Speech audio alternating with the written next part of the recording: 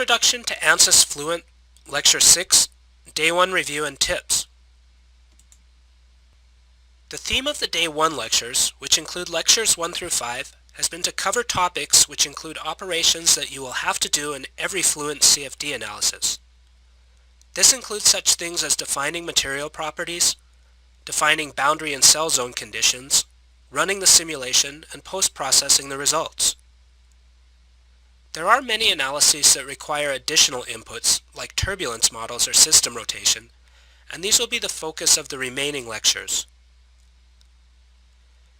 If you've been viewing the lectures up to this point, then you've learned how to define boundary conditions and cell zone conditions, and how to specify material properties, how to post-process your CFD results, and what the solver settings do.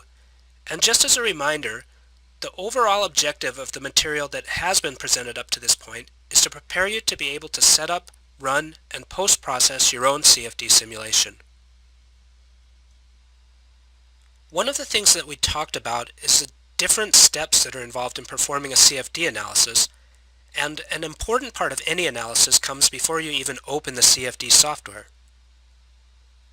The very first step is to define your modeling goals. Having well-defined goals and understanding upfront what information you want to obtain from the analysis will go a long way towards making a project successful. Another important consideration is identifying what will be used for the computational domain. It should be simplified if possible. Boundaries should be located where enough information is available to set boundary conditions, and under no conditions should boundaries be located in recirculation zones. When you create and/or import the geometry, you need to consider meshing requirements when you do this, and you want to omit unnecessary details as much as it is possible and feasible to do so. A good mesh will go a long way towards helping the solution to converge, and the mesh should be created so that the resolution is fine enough to resolve expected gradients in the solution variables, and also so that the quality conforms to the recommended quality metrics. Cell zones are used in Fluent to define regions with consistent materials and physical models. Different cell zones can be used for different reference frames, for instance, with some zones in rotating reference frames and others in stationary reference frames. They can be used when you have different domain types, such as fluid, solid, or porous zones, and they can also be used for the same zone type but with different materials. For instance, maybe you have one solid zone that contains copper and the other that contains aluminum. When fluid cell zones are connected, which means not completely isolated from one another by walls, all physics in the zone should be consistent. For the sake of convenience, all regions with the same physics can be grouped into a single cell zone, even if they're not connected and the mesh is not continuous. And finally, remember that the reference pressure should be set to the operating pressure of the device or system that you're simulating. When applying boundary conditions, accuracy is an important consideration. For example, a uniform velocity profile is usually not realistic, but it's okay if the boundary is placed a suitable distance upstream away from regions of interest in the model. Boundaries should not be located in recirculation zones, and boundary conditions should be well posed. A few examples of combinations of inlets and outlets that represent well-posed boundary conditions include the use of a pressure outlet with either a mass flow or velocity inlet, the use of pressure inlet and pressure outlet with the target mass flow rate option, and the use of total pressure inlet and static pressure outlet.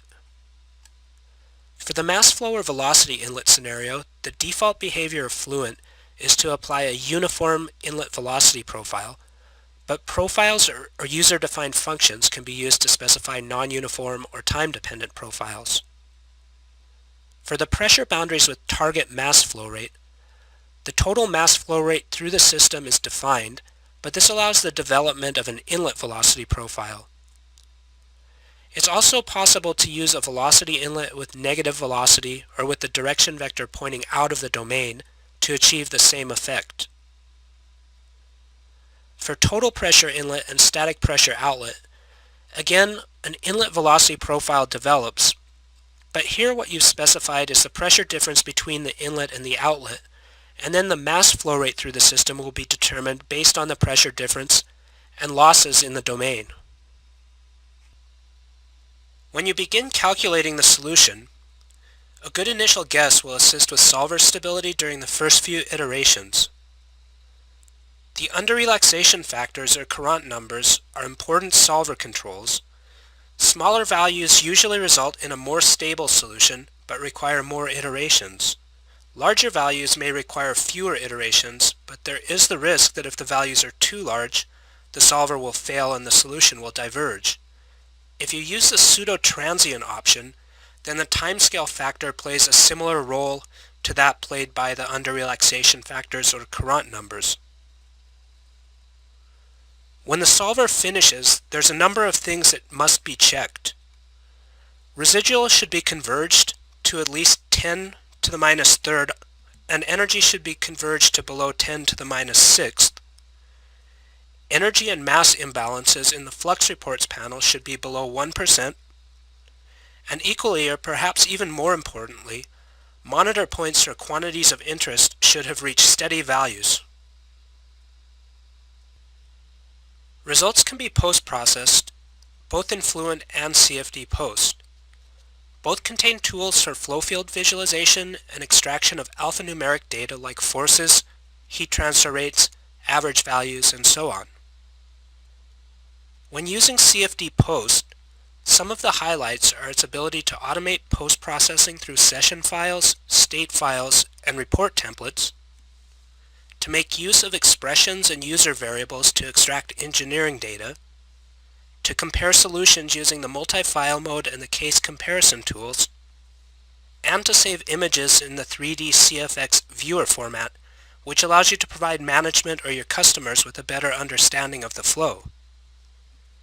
The big advantage of doing post-processing in Fluent, on the other hand, is that post-processing can be performed from within the solver, and that's often more convenient for many basic post-processing operations. Here we have a brief final summary of the Day 1 material. Remember to first think about the aims of the simulation before creating the geometry and the mesh. We've seen that all CFD simulations involve some common operations, and these are problem definition, defining boundary conditions and cell zone conditions, defining material properties, and post-processing the results. We've discussed the importance of convergence, and you should use residual monitors, flux balances, and solution monitors in combination in order to judge convergence. Remember that unconverged results can be misleading and should never be used for any engineering purposes. Moving forward, the remainder of the lectures, which are normally given on Day 2 of the classroom training, will focus on physical models such as turbulence and heat transfer, and on best practices for performing CFD analyses.